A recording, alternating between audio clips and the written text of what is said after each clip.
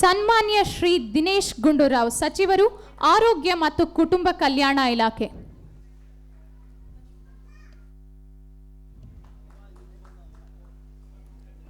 Sir, ದಯವಿಟ್ಟು ಈ ಕಾರ್ಯಕ್ರಮವನ್ನು ಕುರಿತು ಒಂದೆರಡು ಮಾತುಗಳನ್ನು ಆಡಬೇಕು ಅಂತ ಕೇಳ್ಕೊಳ್ತೀವಿ.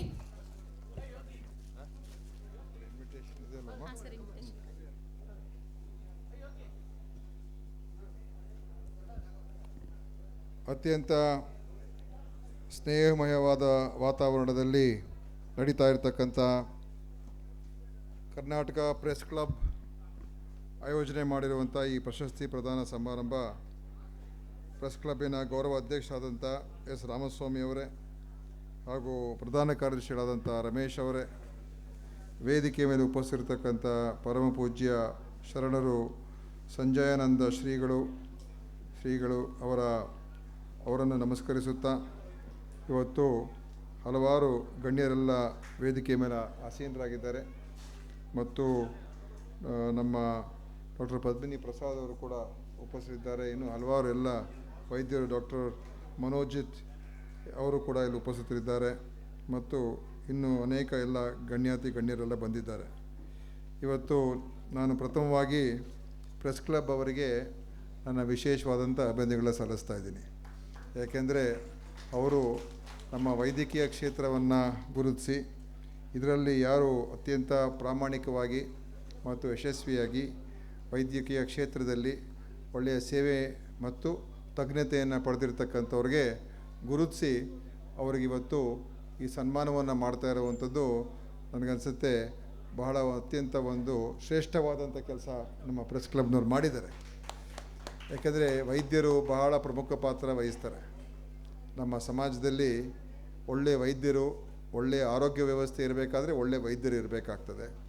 ಆ ಒಳ್ಳೆಯ ವೈದ್ಯರಲ್ಲಿ ಅತ್ಯಂತ ಒಂದು ಶ್ರದ್ಧೆಯಿಂದ, ಭಕ್ತಿಯಿಂದ, ಒಂದು ಸೇವಾ ಮನೋಭಾವದಿಂದ ಜವಾಬ್ದಾರಿಯನ್ನು ನಿರ್ವಹಣೆ ಮಾಡುವಂಥ ವೈದ್ಯರು ಬಹಳ ಮುಖ್ಯ. ಯಾಕೆಂದರೆ ಒಂದು ಕಡೆ ಅದು ಒಂದು ಉದ್ಯೋಗಕ್ಕೋಸ್ಕರ ಓದುವಂಥದ್ದು ಸಹಜ. ನಾವೆಲ್ಲರೂ ಕೂಡ ಜೀವನದಲ್ಲಿ ಒಂದು ಒಳ್ಳೆಯ ಸ್ಥಾನಕ್ಕೆ ಹೋಗಬೇಕು, ನಮ್ಮ ಕಾಲ ಮೇಲೆ ನಾವು ನಿಲ್ಲಬೇಕು, ನಮ್ಮ ಕುಟುಂಬದ ಮತ್ತು ನಮ್ಮ ಎಲ್ಲರ ಒಂದು ಜವಾಬ್ದಾರಿಯನ್ನು ಸರಿಯಾದ ರೀತಿಯಲ್ಲಿ ನಿರ್ವಹಣೆ ಮಾಡ್ಕೋಬೇಕು ಅಂತ ಅದು ಮನುಷ್ಯನ ಸಹಜವಾಗಿರ್ತಕ್ಕಂಥ ಒಂದು ಆಸೆ ಮತ್ತು ಪ್ರಯತ್ನ ಇದ್ದೇ ಇರ್ತದೆ. ಯಾಕಂದರೆ ನಾವು ಚೆನ್ನಾಗಿ ಆಗಬೇಕು ಅಂತ ಎಲ್ರಿಗೂ ಆಸೆ ಇರ್ತದೆ. ಆದ್ದರಿಂದ ಅದು ಒಂದು ವೃತ್ತಿ ಅಂತಲೇ ಹೇಳಬೇಕು. ಅದೇ ವೃತ್ತಿಯ ಜೊತೆಯಲ್ಲಿ ವಿಶೇಷವಾಗಿ ವೈದ್ಯಕೀಯ ಕ್ಷೇತ್ರ ಅದು ವೃತ್ತಿ ಒಂದೇ ಅಂತ ನಾವು ನೋಡಿದ್ರೆ ನಾವು ಅಷ್ಟಕ್ಕೆ ಅದು ಸಂಪೂರ್ಣವಾಗಿ ಅರ್ಥ ಬರೋದಿಲ್ಲ. ಇದು ಒಂದು ಸೇವಾ ಕ್ಷೇತ್ರ ಕೂಡ ಆಗ್ತದೆ.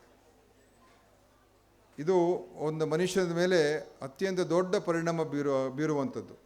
ಅನೇಕ ಇಲ್ಲಿ ಯಾರು ಸನ್ಮಾನಿತರಾಗಿರ್ತಕ್ಕಂಥ ವೈದ್ಯರು, ಅವರಿಗೆ ಬಹುಶಃ ಅನೇಕ ಜನ, ಅನೇಕ ಕುಟುಂಬಸ್ಥರು, ಅನೇಕ ವ್ಯಕ್ತಿಗಳು ಅವರನ್ನು ಬಹಳ ಒಂದು ಪ್ರೀತಿಯಿಂದ ಮತ್ತು ಹೆಮ್ಮೆಯಿಂದ ಅವ್ರ ಬಗ್ಗೆ ಆಲೋಚನೆ ಮಾಡುವಂಥ ಜನ ಇರ್ತಾರೆ. ಯಾಕೆಂದರೆ ನೀವುಗಳು ಒಳ್ಳೆಯ ಒಂದು ಚಿಕಿತ್ಸೆಯನ್ನು, ಒಳ್ಳೆಯ ಒಂದು ಡಯಾಗ್ನೋಸಿಸನ್ನು ಮಾಡಿ ಯಾರಿಗೆ ನೀವು ಅವರ ಬದುಕಿನಲ್ಲಿ ಒಂದು ಧೈರ್ಯ ಮತ್ತು ಅವರ ಬದುಕನ್ನು ಉಳಿಸುವಂಥ ಮತ್ತು ಬದುಕನ್ನು ಚೆನ್ನಾಗಿ ನಡೆಸುವಂಥ ಶಕ್ತಿಯನ್ನು ಕೊಟ್ಟಿರ್ತೀರಲ್ಲ, ಅದು ನಿಮ್ಮ ಒಂದು ಪ್ರಭಾವ ಅವರಲ್ಲಿ ಶಾಶ್ವತವಾಗಿ ಉಳಿತದೆ. ಯಾರೂ ಕೂಡ ಒಳ್ಳೆಯ ವೈದ್ಯರನ್ನು ಮರೆಯೋದೇ ಇಲ್ಲ. ಅದು ಎಷ್ಟೇ ವಯಸ್ಸಾಗಿದ್ರೆ ಅವರು ನಮ್ಮ ಒಳ್ಳೆ ಡಾಕ್ಟ್ರಪ್ಪ, ಅವ್ರು ನಮ್ಗೆ ಚೆನ್ನಾಗಿ ನೋಡಿಕೊಂಡ್ರು, ನಾವು ಹೋದಾಗ ಸರಿಯಾದ ರೀತಿಯಲ್ಲಿ ನಮಗೆಲ್ಲ ಚಿಕಿತ್ಸೆ ಕೊಟ್ಟರು ಅಂತ ಒಂದು ಈ ರೀತಿಯಾದಂಥ ಒಂದು ಸಹಾಯ ಮಾಡುವಂಥ ಅಥವಾ ಅವರ ಜೀವನದಲ್ಲಿ ದೊಡ್ಡ ಒಂದು ಇನ್ಫ್ಲೂಯೆನ್ಸನ್ನು, ಒಂದು ಪರಿಣಾಮವನ್ನು ಬೀರುವಂಥ ಶಕ್ತಿ ಅದು ನಿಮಗಿದೆ.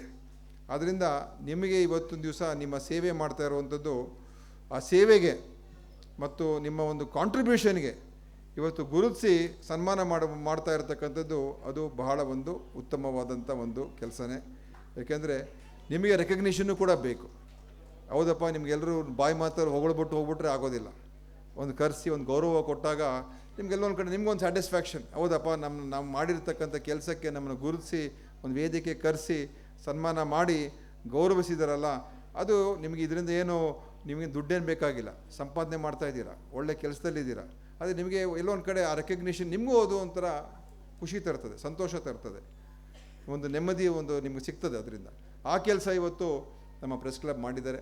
ನಾನು ಒಬ್ಬ ಆರೋಗ್ಯ ಸಚಿವನಾಗಿರೋದ್ರಿಂದ ಖಂಡಿತ ಈ ರೀತಿಯಾದಂಥ ಒಂದು ಕಾರ್ಯಕ್ರಮಗಳನ್ನು ಎಷ್ಟೇ ಸಮಯ ನಮಗೆ ಕಮ್ಮಿ ಇದ್ದರೂ ಕೂಡ ಇಂಥ ಕಾರ್ಯಕ್ರಮಗಳನ್ನು ನಾನು ಆದಷ್ಟು ಮಟ್ಟಿಗೆ ಅಟೆಂಡ್ ಮಾಡೋದಕ್ಕೆ ಪ್ರಯತ್ನ ಮಾಡ್ತೀನಿ. ಯಾಕೆಂದರೆ ನಮ್ಮ ವೈದ್ಯರಿಗೆ ನಾವು ಬರದೇ ಹೋದರೆ ಇನ್ಯಾರು ಬರ್ತಾರೆ? ಈಗ ಬೇರೆ ಮಂತ್ರಿಗಳೆಲ್ಲ ಕರೆದಿದ್ದಾರೆ, ಬಹುಶಃ ಅವರೆಲ್ಲ ಬರೋಕ್ಕಾಗಿಲ್ಲ, ಯಾಕಂದರೆ ಬೇರೆ ಬೇರೆ ಕಾರಣ, ಅಧಿವೇಶನ ಎಲ್ಲ ನಡೀತಾ ಇದೆ, ಬೇರೆ ಬೇರೆ ಕಾರಣಗಳಿದೆ. ಇದು ನಮ್ಮ ಇಲಾಖೆಗೆ ಸಂಬಂಧಪಟ್ಟಿರೋದು ಅಲ್ವಾ?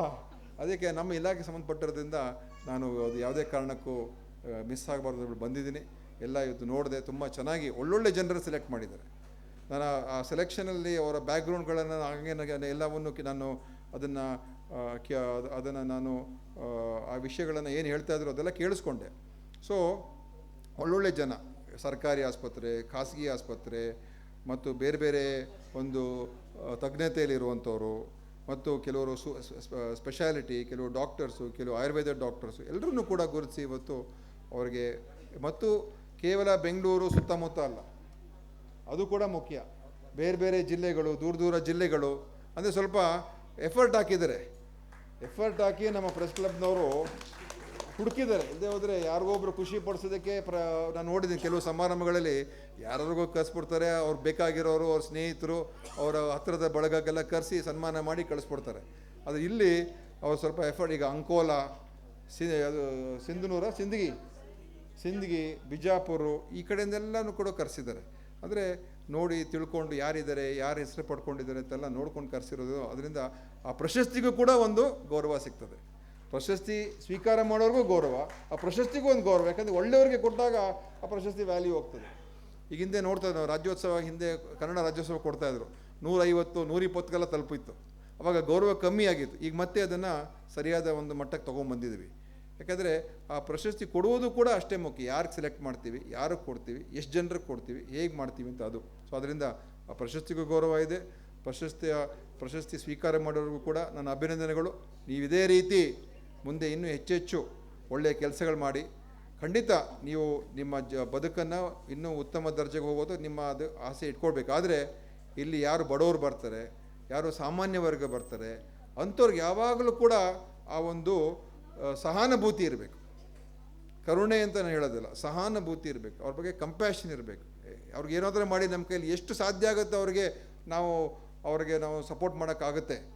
ಆರ್ಥಿಕವಾಗಿ ಕಷ್ಟಗಳಿರೋರಿಗೆ ನಿಮ್ಮ ವ್ಯಾಪ್ತಿಯಲ್ಲಿ ಎಲ್ಲವನ್ನೂ ಮಾಡೋಕ್ಕಾಗಲ್ಲ, ಅದು ನಿಮ್ಮ ವ್ಯಾಪ್ತಿಯಲ್ಲಿ ಏನು ಮಾಡೋಕ್ಕಾಗುತ್ತೆ ಅದನ್ನು ಮಾಡುವಂಥದ್ದನ್ನು ನೀವು ಇಟ್ಕೋಬೇಕಾಗ್ತದೆ ಅಂತ ಹೇಳಿ, ಇವತ್ತು ನಿಮಗೆಲ್ಲರೂ ಕೂಡ ಈ ಎಲ್ಲ ಪ್ರಶಸ್ತಿ ಸಿಕ್ಕಿರೋರಿಗೆ ಎಲ್ಲರೂ ಕೂಡ ನನ್ನ ಹೃತ್ಪೂರ್ವಕವಾದ ಅಭಿನಂದನೆಗಳು ಅಂತ ಸಂದರ್ಭದಲ್ಲಿ ಹೇಳಿ, ನಿಮಗೆಲ್ಲರೂ ಕೂಡ ಜೀವನದಲ್ಲಿ ಇನ್ನೂ ಹೆಚ್ಚೆಚ್ಚು ಒಳ್ಳೊಳ್ಳೆ ಕೆಲಸಗಳು ಮಾಡಿ ಇನ್ನೂ ಹೆಚ್ಚು ಕೀರ್ತಿಗೆ ನೀವು ಪಾತ್ರರಾಗಬೇಕು ಅಂತ ಸಂದರ್ಭದಲ್ಲಿ ಹೇಳಿ, ನಮ್ಮ ಪ್ರೆಸ್ ಕ್ಲಬ್ ಅವ್ರಿಗೂ ಕೂಡ ಮತ್ತೊಮ್ಮೆ ಅಭಿನಂದನೆ ಸಲ್ಲಿಸಿ ಎಲ್ಲರೂ ಕೂಡ ವಂದಿಸಿ ಮಾತನ್ನು ಮುಗಿಸ್ತೀನಿ. ಜೈ ಹಿಂದ್, ಜೈ ಕರ್ನಾಟಕ.